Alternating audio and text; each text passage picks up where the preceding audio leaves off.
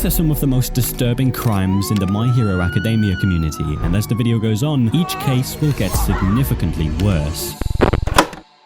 Every single week, his voice reached millions of homes across Japan. It played over the closing credits of one of the biggest anime in the world. But at the same time that song was airing on national television, the man who sang it was sitting inside a Tokyo police cell. How a rising star ended up there, right in the middle of the biggest moment of his life, is a question many asked. And the answer starts years earlier with a guy just uploading songs to the internet. Yuya Arai didn't come from a record label or a talent agency. He came from YouTube, posting his own music and hoping people would find it. He performed under the stage name Hiro Akiyama. For a while, it was going slow, the way it is for almost every independent artist starting out. But the work paid off. He dropped his first single in December 2017, released his first full album 3 years later by March 2020, and by the following year in January 2021, he had landed the kind of job most independent singers only dream about. He was picked to sing the opening theme, Identity, for the second season of the hit anime, The Promised Neverland. That was a major step up from posting songs alone in his room. The track didn't just come and go either. It reached number 29 on the Oricon chart, which is Japan's main music ranking, kind of like the Billboard charts in America. For the first time, his name was in front of a huge audience, setting him up for an even bigger break the very next year. On August 24th, 2022, the official website for My Hero Academia, one of the world's most popular anime from Studio Bones, announced that Yuya would sing the ending theme song, Sketch, for the show's 6th season. Everything was lining up perfectly. His song was airing every week, his fan base was growing, and his biggest year yet was only just getting started. And then, in a single night, all of it came crashing down.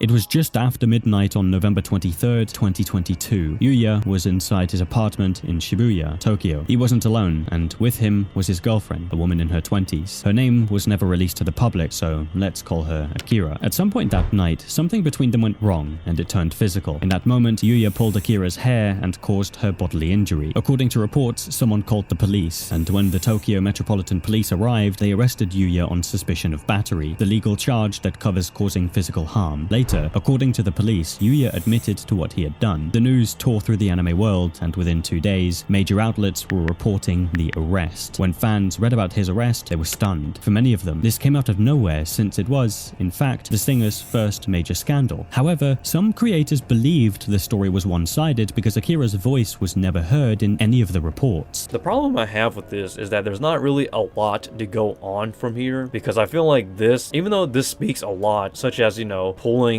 somebody's hair and other acts, at the same time though, we haven't heard from the victim side of the story, so I feel like this is kind of one-sided in a sense. But hey, that's just me though. His agency, Sony Music Labels, put out a careful statement on November 26th, informing the public that the company was still working to confirm exactly what had happened. And through all of it, Sketch still closed out new episodes of My Hero Academia, even as his arrest spread across the internet. Then, just 10 days after the arrest, on December 3rd, 2022, when no one expected it, Yuya changed his story. According to the agency, there were inconsistencies between the first police report and Yuya's later account. However, the reports never spelled out what those differences actually were. Sony Music Labels announced that Yuya had already been released from custody. More than that, his lawyer said he would not face prosecution, meaning there would be no trial and no criminal charges moving forward. And with that, the whole story quietly disappeared. No charges were ever filed, the case never reached a courtroom, Akira never spoke out publicly, and Yuya simply went back to making music out of the spotlight. He got to walk away and keep his career, but the next person was not so lucky, and it all happened because of a wig. The MHA fan was wearing a Chinese military cap to mock the victims. He even performed a salute while smirking at the crowd. And this same person harassed a Nezuko cosplayer earlier, so Zhongli took his wig off and showed him who's boss. Anime conventions are held all over the world. They are a fan convention that focuses on anime, manga, and Japanese culture. Typically, these conventions are held over a period of days, hosted by a big media firm and in large convention centers. Just like in any part of the world, anime conventions are massive events in China. They are held in megacities such as Shanghai, Guangzhou, and Hangzhou, where millions of people follow manga. Every year, the convention features exhibitors, cosplay stages, interactive booths, meet and greet streets and live concerts. One of the features of these conventions that people look forward to is cosplaying. Typically, during these conventions, you would see people dress up as their favorite anime character on the metro train, holding handbags and carrying anime gear. Inside a packed anime convention, a young cosplayer, let's call him Wu, lifts a small military-style cap into the air. He smirks, throws up a salute, and the people around him go silent. But seconds later, everything goes into chaos as fists start flying and bodies shove through the crowd.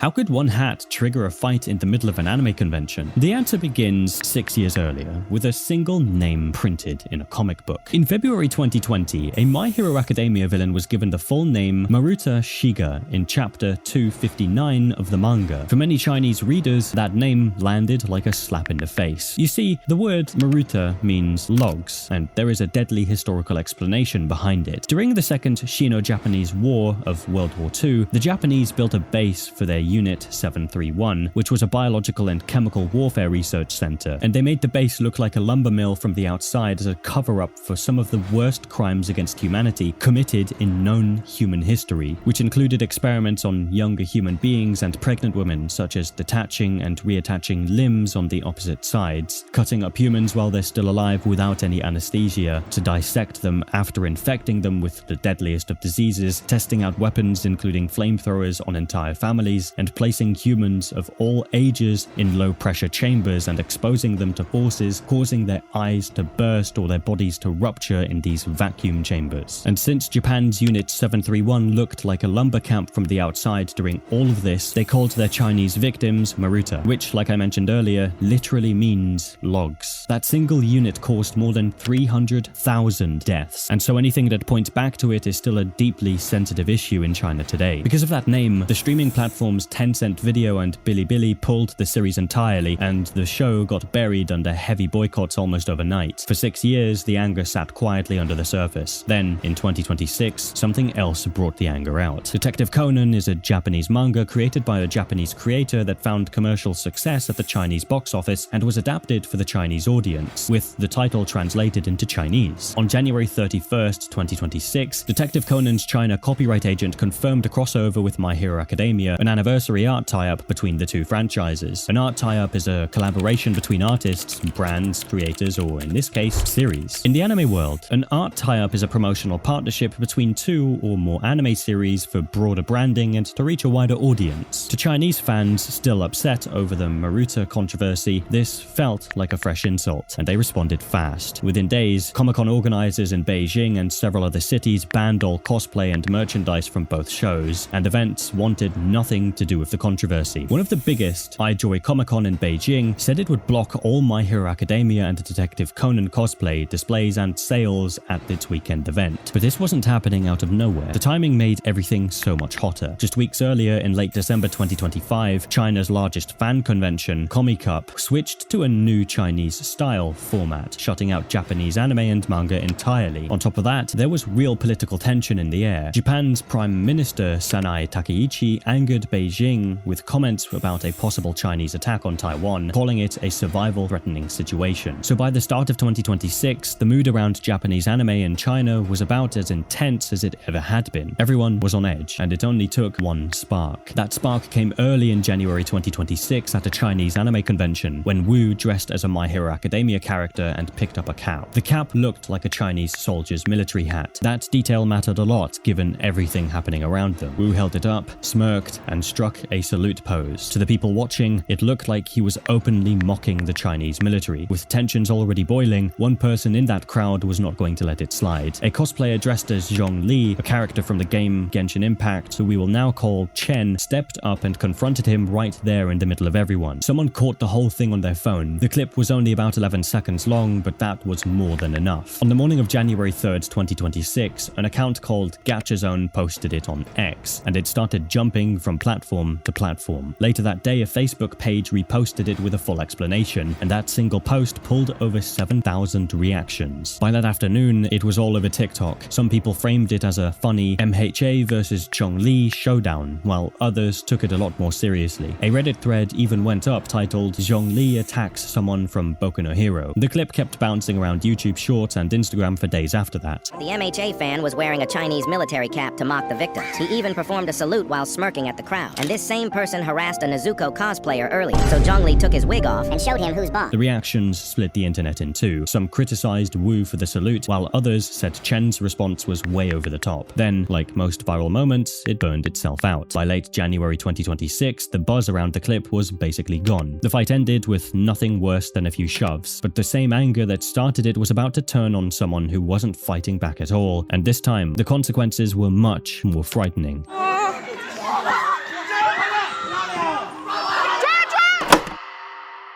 It was January 10th, 2026, at the Great Shanghai City Mall in Henan Province, China. A young woman, let's call her Mei, had shown up dressed as Himiko Toga, a villain from My Hero Academia. However, by early 2026, wearing a Japanese anime costume in China had become dangerous, and she was about to find out exactly how dangerous it was. People noticed her, and someone even ran down the stairs just to meet up with her.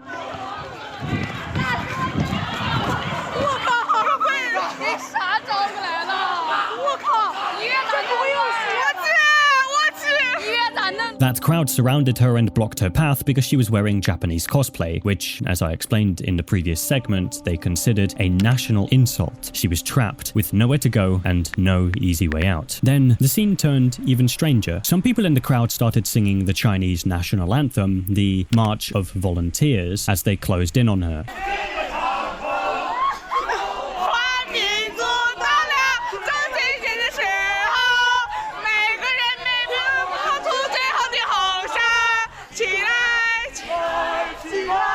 The bullies did not stop at just singing the anthem. They also insulted her, calling her cursed and a Japanese devil. Then the crowd got physical, and one of them, let's call him Feng, sneaked up from behind and ripped the wig off her head.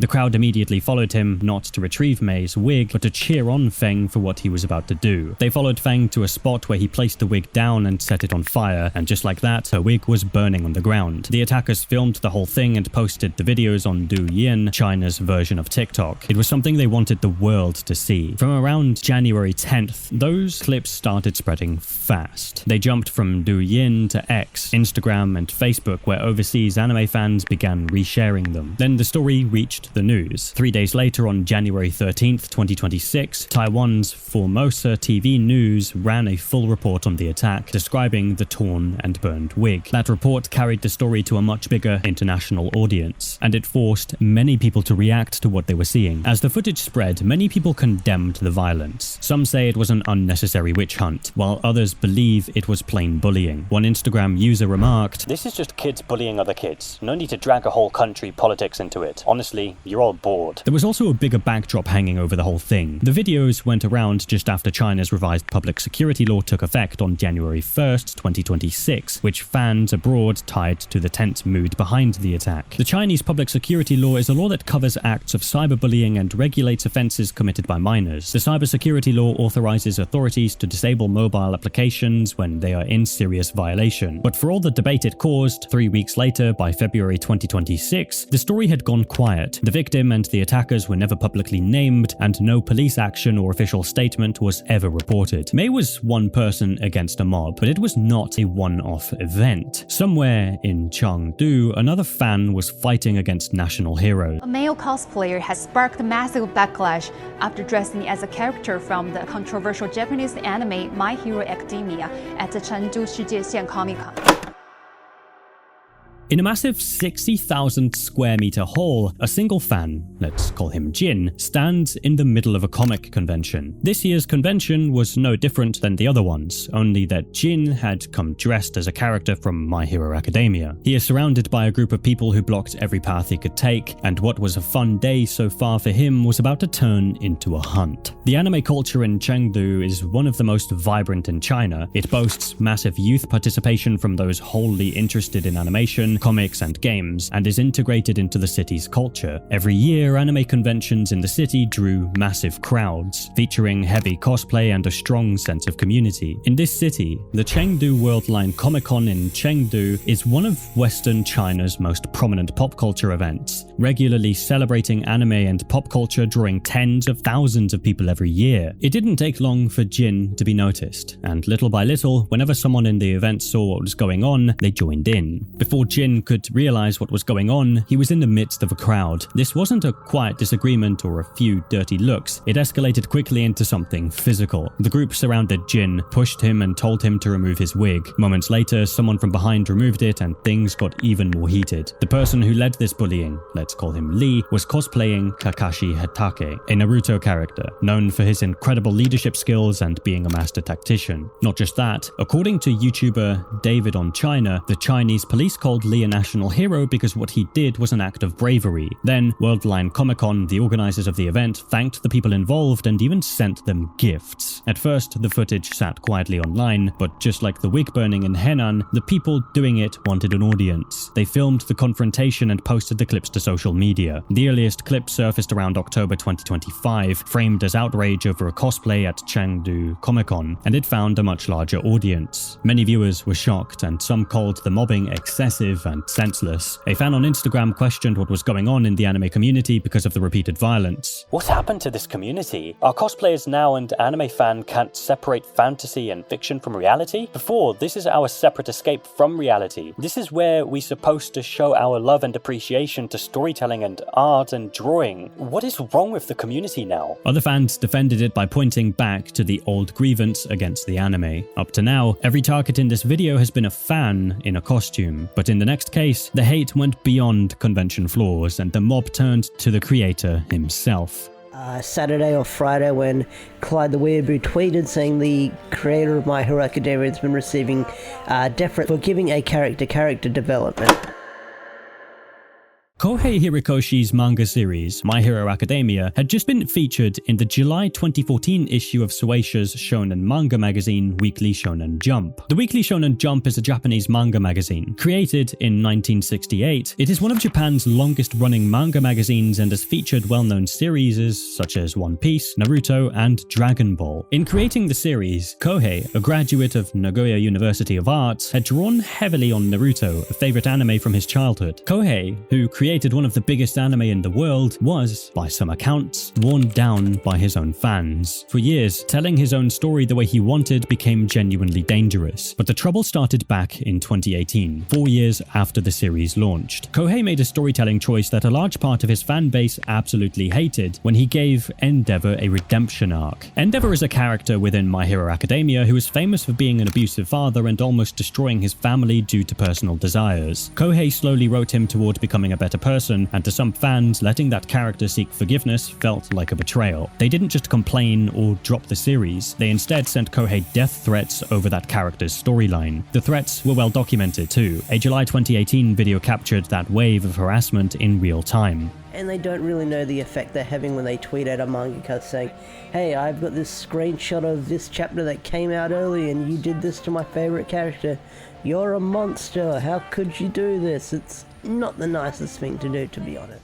When I learned that the creator was getting death threats, it kind of took me by surprise, but then it didn't take me by surprise because I thought, this is kind of normal for an anime fan base. I mean, they see something they don't like, they complain on social media, and if they can get to the source, they usually send the source something not very nice, and it kind of makes me ashamed to be a part of this fanbase. That was not even the lowest point, because the fandom was just getting started, and 2 years later, in 2020, there was an even bigger explosion. In early 2020, chapter 259 of the manga revealed a villain named Maruta Shiga. As covered earlier in this video, that name pointed straight back to a wartime atrocity against Chinese victims, and it immediately became problematic. That backlash resulted in death threats from fans, and this time, the pressure actually changed the manga. On February 3rd, 2020, Kohei publicly apologized and said he would change the name. Many have pointed out that the character name, Shiga Maruta, in this weekly Jump chapter has brought up recollections of acts done in the past. I did not intend for that name to be associated as such. I take this matter very seriously and will change the name, he said. His publisher, Shueisha, issued a formal apology too. They posted a statement on X saying, "Readers pointed out in the latest My Hero Academia chapter that the character, Maruta, had a name that recalled past historical facts. There was no intention behind the naming from the author or editorial department. However, since it's not our intention to overlap work with unrelated historical facts, after consulting with the author, we have decided to change the name when chapters are compiled in future volumes." The character was then renamed Kyodai Gareki, but things did not cool down. Instead, the fandom found something new to be furious about almost immediately. Just days later, fans piled on again after noticing that the character's birthday, April 20th, coincided with that of the World War II German dictator. Every small detail was becoming a reason to attack him. But another section of fans had found yet another reason to send threats, because a different war had been raging the entire time, one about relationships between characters. Between 2018 and 2024, some reporters said shippers, meaning fans who desperately want specific characters to end up as a couple, kept up death threats and even tried to dox him to force their favorite pairings into the story. Doxing means digging up and leaking someone's private information, like their home address, to threaten them. All of this pressure took a serious toll. Reports said the abuse not only pushed him toward depression, but also made him consider ending the whole series. For years, Kohei kept writing through it all, and then the series finally reached its ending, which somehow made things even worse. On August 5th, 2024, the manga came to an end, and a large number of fans hated the finale. Their complaints ranged from the main character losing his powers to the fact that the romantic pairings they wanted never happened. Then, a late 2024 extended epilogue paired the main character, Deku, with a character named Oshako, which made fans even angrier. Furious fans mass blocked Kohei on X, and even more abuse got reported. Through every wave of this, for years, he mostly stayed silent. He just kept his head down and kept drawing. Finally, he spoke. In the autumn 2025 issue of the magazine Jump Giga, Kohei broke his silence on the controversial ending and even hinted that he might return to the story someday. Jump Giga is a quarterly magazine, published by Shueisha. It mainly focuses on short manga series, artist spin-offs, merch, and exclusive bonus chapters that are not published in the main weekly shonen magazine. On May 2nd, 2026, a bonus television special was released, adapting chapter 431 of the manga, and after all of that harassment, one thing stands out. No fan was ever publicly reported to face legal action or prosecution for any of it. He survived what his fandom threw at him. However, the people in the next case dealt with the mob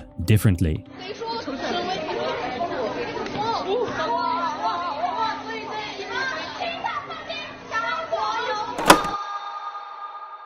June 1st is Children's Day in China, and since anime is loved by both young and old people, the day is a popular date for anime events. On that day in 2025, festivals were full of fans in costume just like any other year. One fan, let's call her Liu, dressed up as her favorite My Hero Academia character to attend a Comic-Con event. However, due to the tension the anime has had in China, as anyone could guess, the convention was going to be a hostile place for her. A mob of other cosplayers singled her out and surrounded her. After a series of loud arguments, they demanded she remove her attire. They didn't stop there. In the heat of things, one of them pulled off her wig. That embarrassment followed Liu home through her phone. Just like many other My Hero Academia cosplay victims, she faced relentless online abuse and death threats on platforms like Douyin and Weibo, both Chinese social media platforms, where her photo was posted and people heavily criticized her for glorifying Japanese war crimes. But for Liu, this is where the story took a tragic turn. The in-person attacks and the online abuse stacked stacked up on top of each other day after day. Liu became isolated and lived every day wishing something had gone differently, but when she could not live with the abuse anymore, she decided to end her time on Earth. But Liu wasn't the only one. That same Children's Day, Yue, another cosplayer, faced similar horrors to Liu's, and an exciting event quickly turned sour at the hands of a mob. Yue was singled out by one of the attendees, let's call her Jinyi, who got right in front of her with anger. Jinyi told Yue that her clothing was offensive and was not gentle about it. By this time, a crowd was already forming, and the issue was escalating quickly. Jinyi moved closer to Yue and became aggressive, trying to pull at her clothes and hair. By this time, the crowd had only grown larger, and people were closing in on them. Yue defended herself as much as she could and stood on her ground that she was doing no harm, but the damage was already done. She has been embarrassed right in front of a stranger. But after that, Yue's story just disappeared. Nobody ever found out what happened to her or even her real name. That same Children's Day, a separate cosplayer known online only as I'm not a noob, but let's call him Zhang, had dressed up as a My Hero Academia character at an unnamed comic event, and the event went badly for him. She, too, just like Liu and Yue, was bullied at the event. That alone caused him emotional stress, but the mob did not stop there because they went online to pile on him for more than 6 months. He felt isolated, felt sad, and suffered from intense pain. Day after day for 6 months, the pain only got worse, but the mob did not stop. He could not take it anymore, so he decided to call it quits. So, one quiet day on February 6th, 2026, after 8 months of non-stop bullying, Zhang went on WeChat, a Chinese social communications and messaging app, and wrote a note. On it, his cold words read, I'm also afraid of pain.